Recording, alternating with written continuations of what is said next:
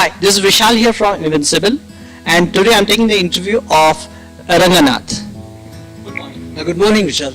So, how do you feel about today? It's excellent. Great.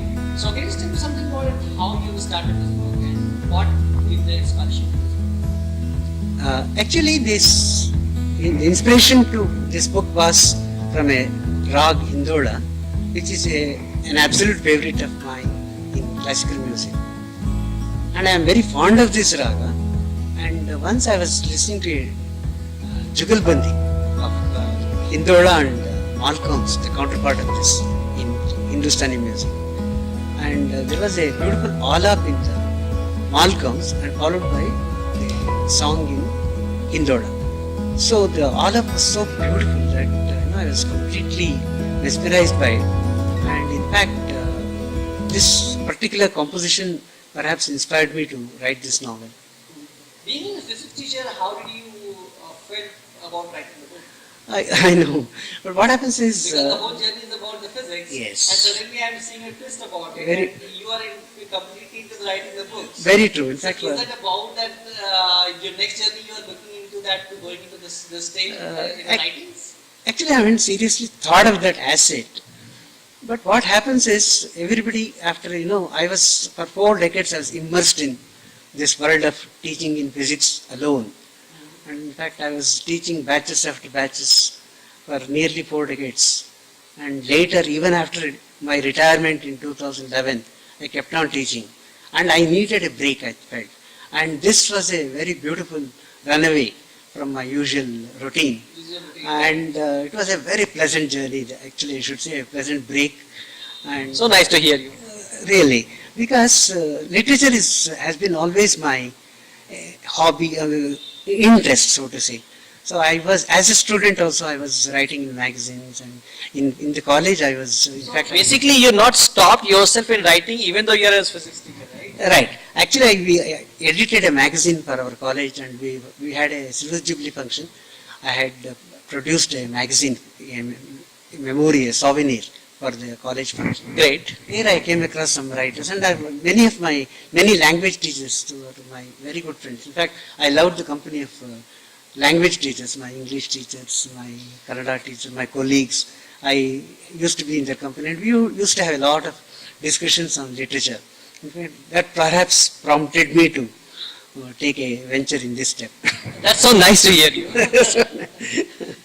But how do you feel that your books is different than the others? Yes, actually, first of all, you can observe the very title itself.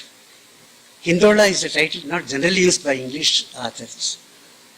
And that title itself captures the attention of the reader. Okay, great.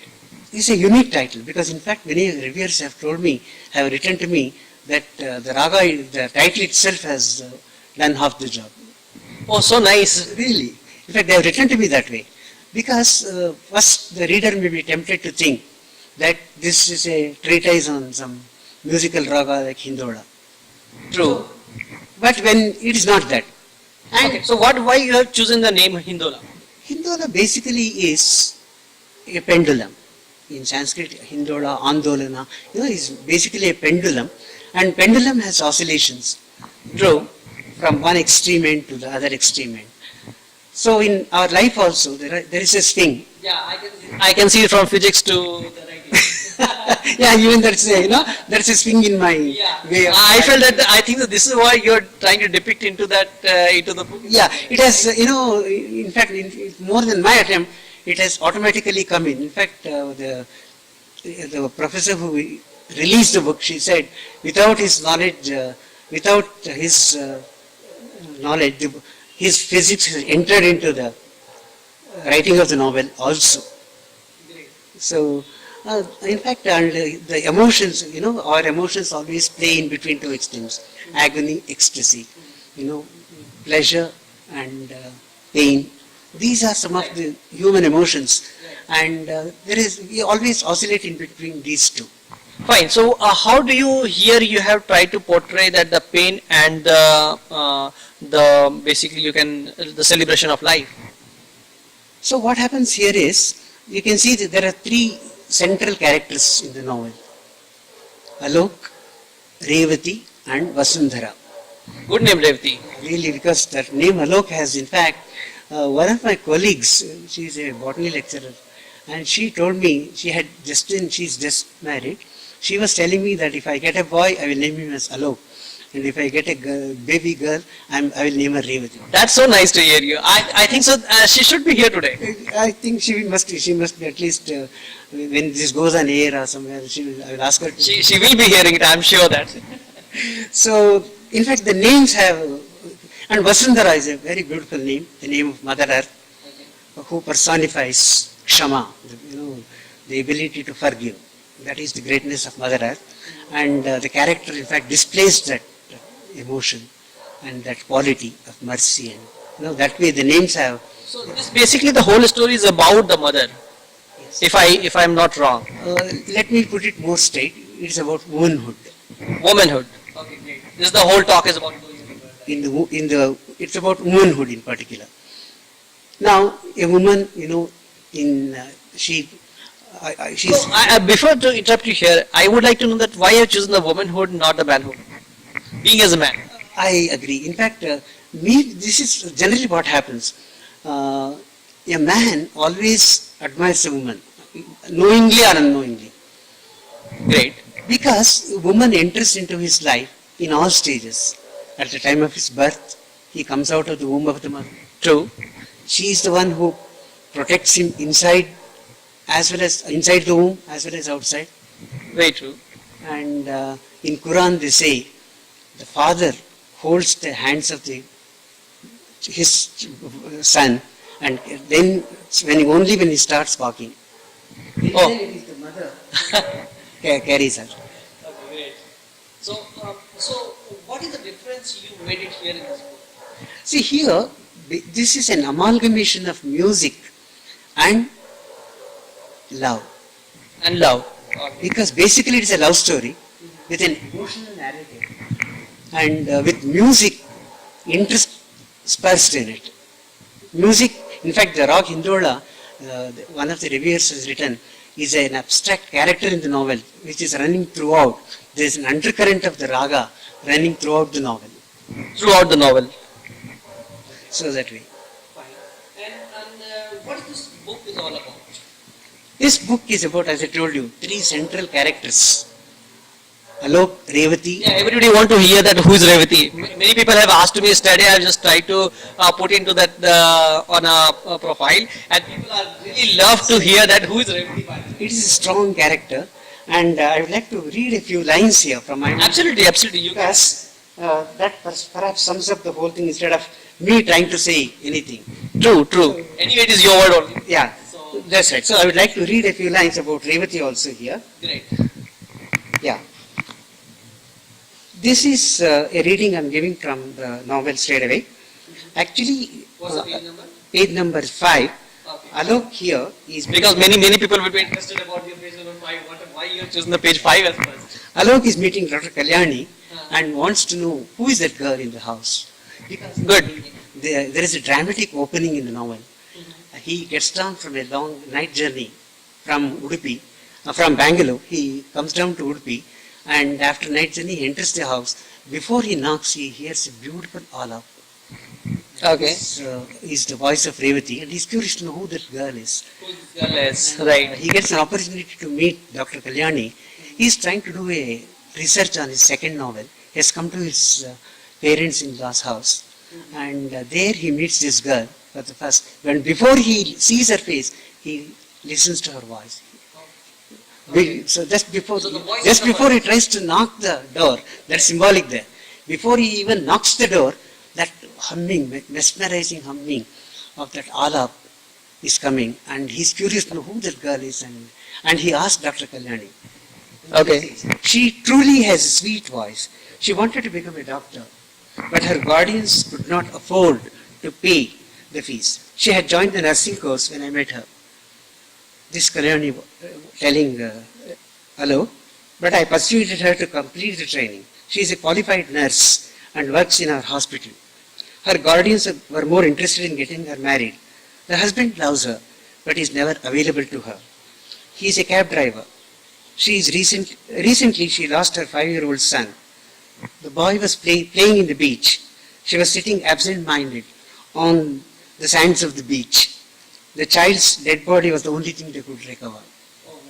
So The next it was morning. about the death of the child as well.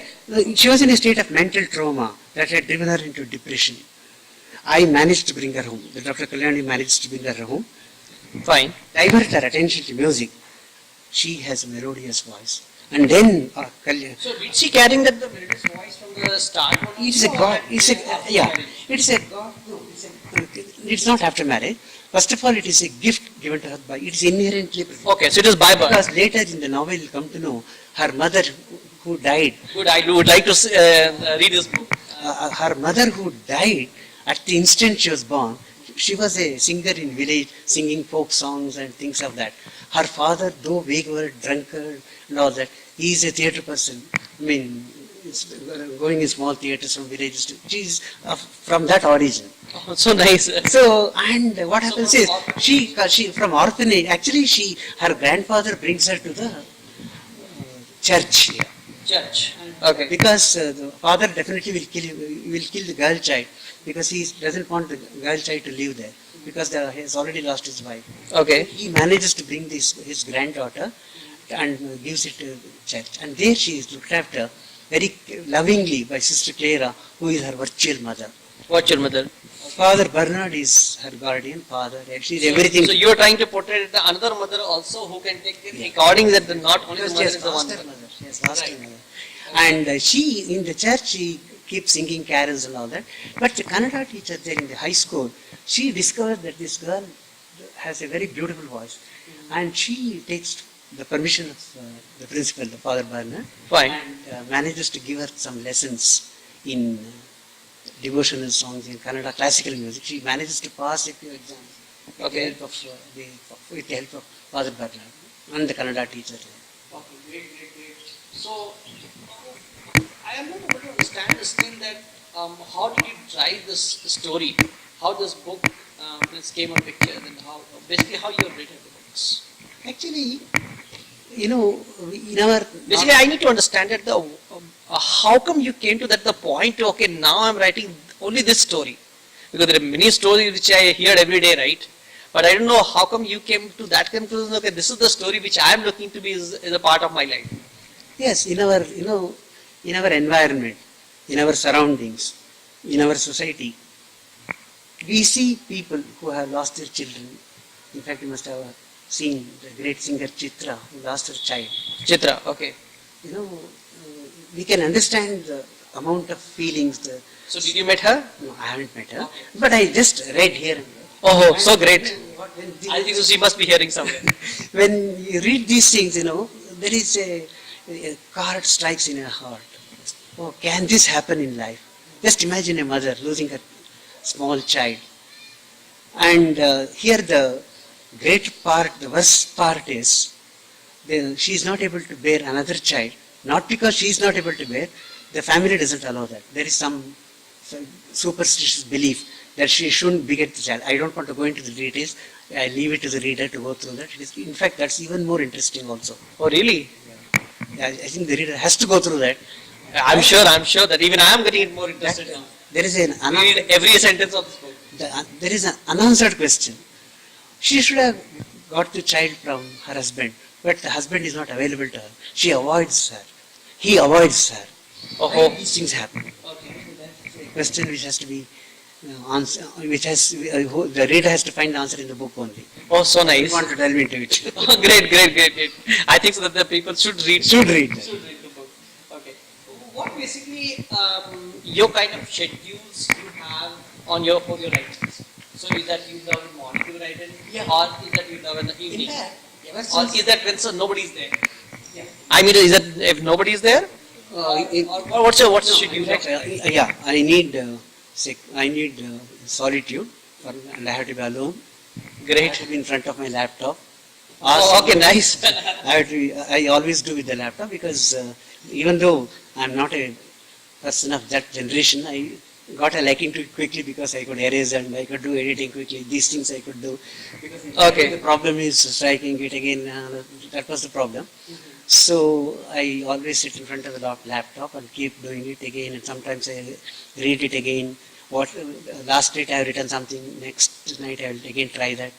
And usually my working schedule, because I used to be a very busy man. For 4 decades, my work schedule was from 6 a.m. to 9 p.m. Yeah, I just talked to your driver also, and he said since last 4 years he's working and. Even after my retirement. Yeah, and you can believe me that how much I am moving around every day. So I was actually like that. And even after 40 years, in 2011 I retired. And then also I worked for another 6 years. And even there I wrote a lot. For first 3 years after my retirement, I was teaching, but I was called to the head office there, and I started writing because they saw that my notes was helping the story, and they wanted that to go across all over the country, and I started writing. And writing was my habit actually. It is in my blood. In your blood. My father was also a great writer. He used to write about philosophy. Oh, so here basically it came to you. My father, in fact, he wrote a very fine topic on Devaru. Devaru means God. Okay. There was a Kannada writer by the name Professor A. Murthy Rao, who said there is no God. There is no God.